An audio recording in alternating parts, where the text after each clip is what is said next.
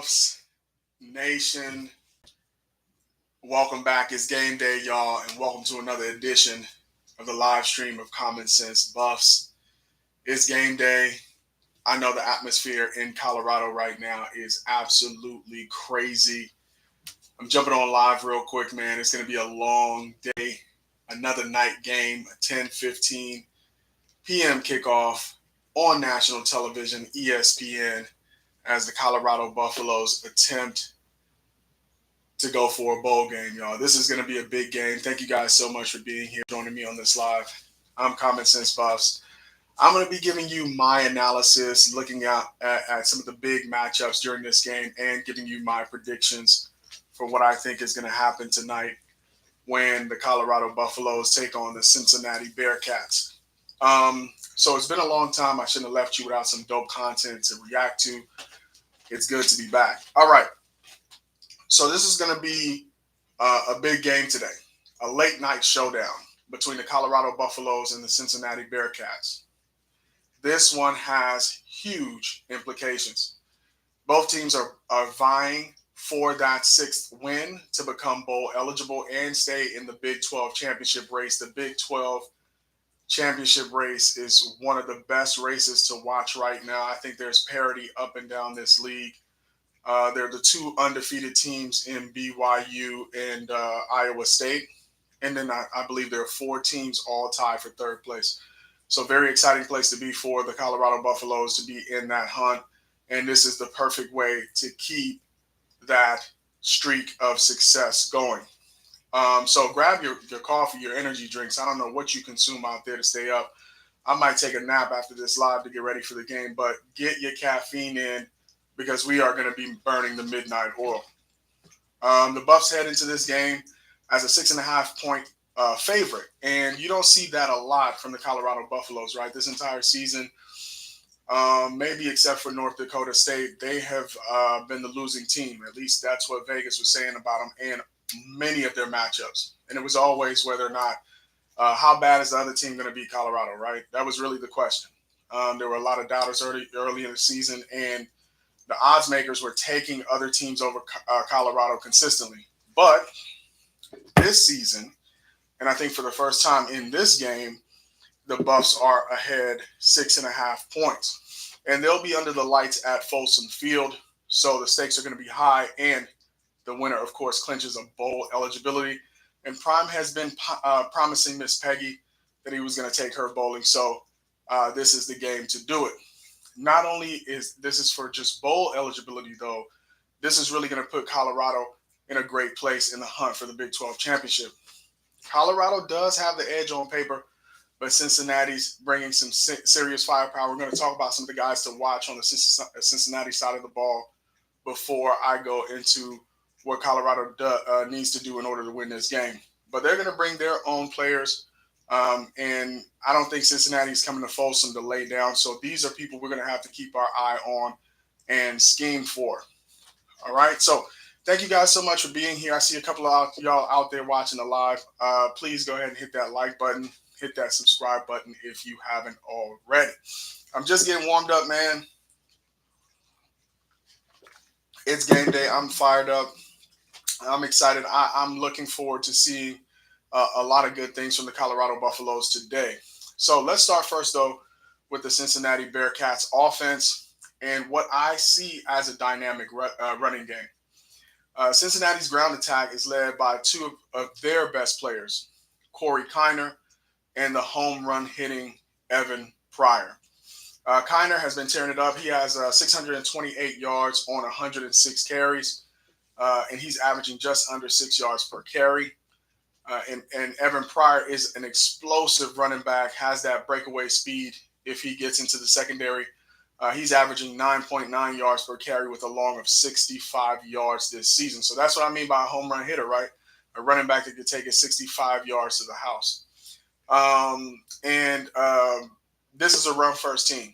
So if they get off to a good start running the ball like Kansas State did against our defense, that's going to be problematic, which is why I have my eye on both these players. I think our defensive line, our linebackers have to step up this game and really make sure that they get nothing going consistently in the run game. All right.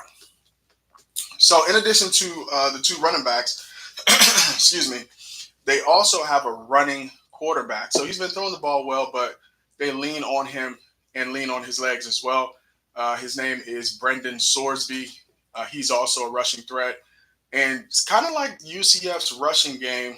They do a lot of option play with the quarterback and those two running backs. And so they try to distract you, use misdirection, bring out a pitch man and a quarterback that can run. So the Buffaloes are going to have to be disciplined, keeping their eye on Sorsby as well. Don't be surprised if we see him keeping the ball on an option play and scrambling to extend drives. We got to keep him contained. The edge rushers have been playing extremely well this season. They have been getting to the quarterback, but when you play against a running quarterback and a predominantly run team, you need your edge to keep the edge and stay disciplined. So we have to keep contained. We had issues with that early in the season, but it seems like Coach Dancy has fixed that issue. So we need to keep run discipline and tackling. Okay, so one of the issues we saw against Kansas State in a good running team, you have to be able to be short tacklers. We saw a lot better performance against Arizona, but this defense needs to continue to be disciplined in their tackling and avoiding explosive plays. All right, y'all, I'm doing all the work so far. Go ahead in the chat. Let me know where you're joining us from. Let me know what you want to see in this game. Let me know just what's on your mind, what you want me to talk about. I'm not going to be on here too long. I'm going to just chop it up with y'all real quick, and then I'm going to go get ready for the game later on tonight. I might hop on a live with another creator. Who knows? I will see. All right, so let's talk about what Colorado needs to do now. We talked about the guys on their team. I mean, their defense is solid. I don't want to forget the defensive tackle, Corleone. I think he is a potential first-round draft pick. And so that offensive line for the Colorado Buffaloes needs to keep an eye on Corleone. All right, so let's talk about Colorado's defense. And I think as much as we imagine that Colorado is an offensive team or offense-first team, I think in the games that Colorado has played well, defense has led the way. And so it's another game for the defense to step up again. And Warren Sapp really says it best about who sets the tone on the defense, which is the defensive line. He says that they have to trample the run on the way to the QB. So in this game, we're definitely have to be focused on stopping Cincinnati's run game and forcing that quarterback to beat us with his arm. That means we'll see a lot from our linebacking duo, Nakai Hill-Green and Bentley, who have both been playing downhill this season and probably are making a fair case that they're the best linebacker duo in the Big 12. I expect these guys to be all over Kiner and Pryor, the running backs from Cincinnati. And what I love about these two, especially Nakai Hill-Green, he's in the form of that old school linebacker that's going to come up. Yeah, he's a short tackler, but he's also looking for opportunities to make the big hit. He has been making big hits all season, and I love to see it. Defensive coordinator, again, shout out to Rob Livingston. He's been very aggressive in his play calling, in his stunts, in his blitzes, in different ways that he's trying to get pressure on the quarterback. And I think he's going to go after this team. I think they're going to be very, very aggressive. Of course, Colorado is going to play man-to-man, and I think we're going to be able to get a hold of those ball carriers and stop that Cincinnati run game. And then next up on the defense, the secondary, which has been playing very, very well.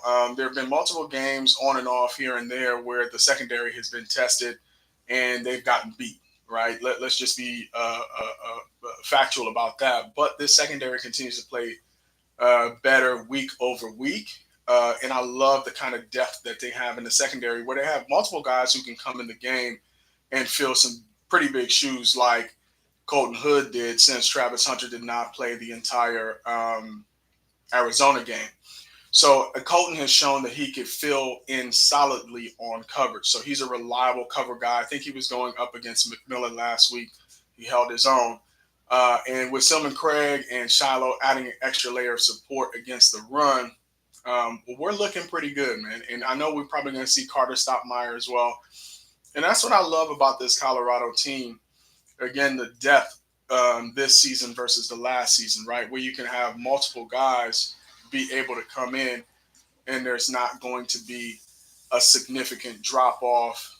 You can still continue to call the same plays, and these guys are going to be able to step up and perform. So I'm looking for big things from that secondary. I'm also fingers crossed, man. DJ McKinney is my guy on the other side. So I don't know who's going to get the start.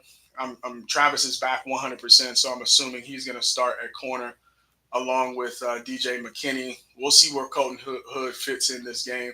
There's so many guys on that in that secondary that can make plays, so they're going to need to make plays this game, especially if the defense can stop the run and force them to have to throw the ball. I think our secondary can create multiple turnovers. All right. So, yeah. And I mentioned I wanted to talk about this a little bit more on Cincinnati's defense. Okay. So, something that we have to watch out for, and I feel like he's our Chidozie, is their defensive tackle, Dante Corleone. This guy on a lot of people drafts boards have him as a first round draft pick who has been a nightmare for offensive lines so far this season. He's powerful. He's quick off the snap. And he can take on double teams real easy. And so our O-line will have their hands full for sure in this game, trying to neutralize him. And Shedeur will need to stay cool under pressure, get the ball out quickly in situations where Corleone might get the better of the Colorado offensive line. So that's going to be a very interesting matchup within the game to watch and see how Pat Shurmur also schemes with that offensive line to neutralize Corleone. So another interesting matchup I'm going to be looking at during this game. All right, y'all, let me take a drink. I'm doing all the work. Go ahead and hit me up in the chat. Go ahead and hit that like button. Go ahead and hit the subscribe button if you're enjoying the show. All right, I'm going to keep going here because I want to switch it now and talk about Colorado's offense. It's going to be the Shedeur show for sure.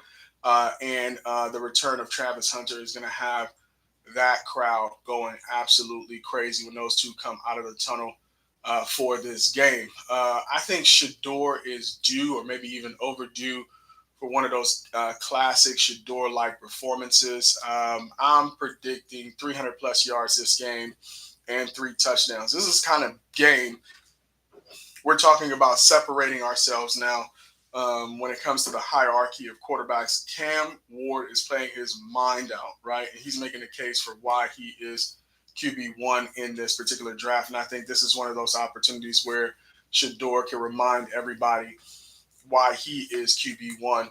And I got him going for 300-plus yards and 3 touchdowns. And it's perfect timing, right?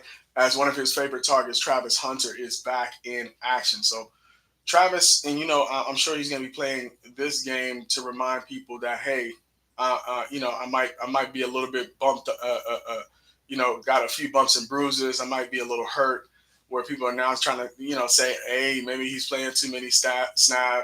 I know he's going to come into this game with a chip on his shoulder, showing why he is that guy, because he has Heisman aspirations, and I feel like the last 2 games he's been cheated out of opportunities to put up the kind of numbers and make the kind of plays that are Heisman worthy that he was making early in the season. So he's going to be hungry, and I have him with a 100-yard game receiving and at least 1 touchdown. The Shedeur to Travis connection is going to be back, and I can't wait to see it.